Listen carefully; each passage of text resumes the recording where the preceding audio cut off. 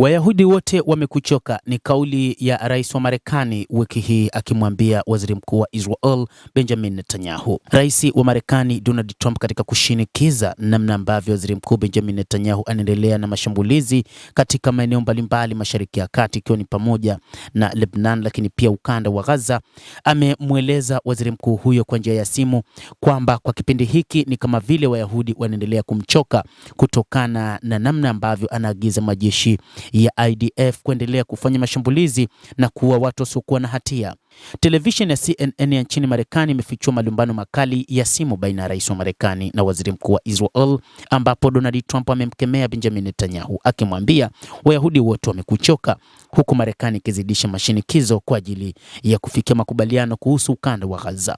CNN imeeleza kwamba maelezo ya malumbano hayo ya simu ambayo yalifanyika Septemba mwaka uliopita yamesajiliwa katika kitabu cha waandishi wa habari Maggie Haberman na Jonathan Swan, ambapo yamefichua wakati wa mahojiano na mtangazaji wa mtandao wa CNN Jake Tapper kwenye kipindi cha The Lead.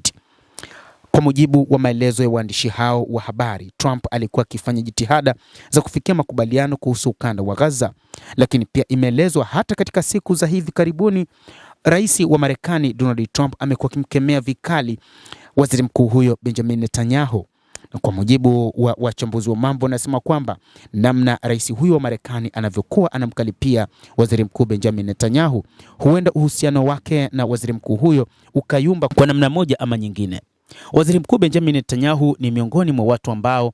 kwa namna ya fikra zake zinaendana kabisa na namna ambavyo rais wa Marekani anataka, na ilifikia hatua waziri mkuu huyo aliwahi kumwambia Benjamin Netanyahu kwamba wao waliingia kivyao katika uwanja wa vita dhidi ya Iran na Lebanon, lakini pia kwa namna moja ama nyingine walikubali kushirikiana na Marekani katika mapambano dhidi ya Iran, na ndio maana wao walikuja na kauli mbiu yao Rising Lion na Marekani kija na ile ya Epic Fury.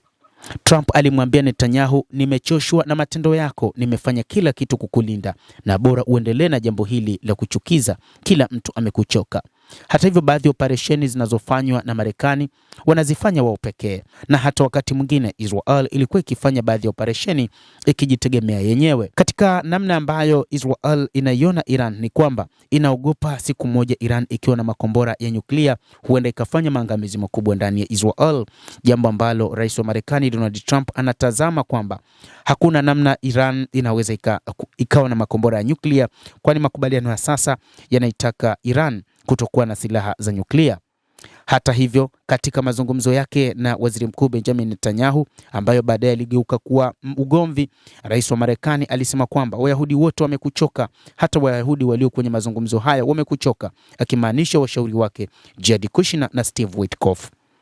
Mwandishi wa habari wa Israel Haberman ameendelea kusema shambulio lililofanywa na Israel dhidi ya Qatar lilifanyika wakati Marekani ilipokuwa ikifanya jitihada za kufikia makubaliano ya kusitisha mapigano na kubadilishana mateka huko Gaza mwaka uliopita. Ameongeza kuwa hii iliwakilisha hatua ya mabadiliko, hasa katika mtazamo wa maafisa kadhaa wa utawala wa Trump.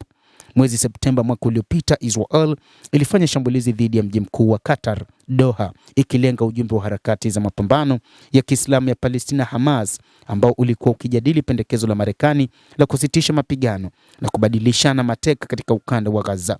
Hii si mara ya kwanza kwa Trump ambaye anafanya jitihada za kusafisha sura mbaya ya Marekani kutokana na kufadhili mauaji ya kimbari ya ukanda wa Gaza, katika namna ya kumkemea Netanyahu hadharani, lakini pia katika namna ambayo Israel imeua raia wengi huko nchini Lebanon. Kwa mujibu wa Axios, ikiwa nukuu maafisa wa serikali ya Marekani, Donald Trump aliwaambia Netanyahu kwa njia ya simu kwamba kama isingekuwa mimi ungekuwa gerezani hivi sasa. Lakini pia aliwahi kutamka wazi kwamba kama isingekuwa Marekani, Israel isingekuwepo kutokana na namna ambavyo ingeshambuliwa vibaya na Iran. Endelea kutufuatilia mtazamaji, lakini ni kusihi usisahau kulike, usisahau kucomment, kadhalika kusubscribe channel hii ili upate habari hizi kwa mapana kupitia The World News. Mimi ni Adam Hussein, endelea kuwa nasi wakati wote, endelea kutufuatilia.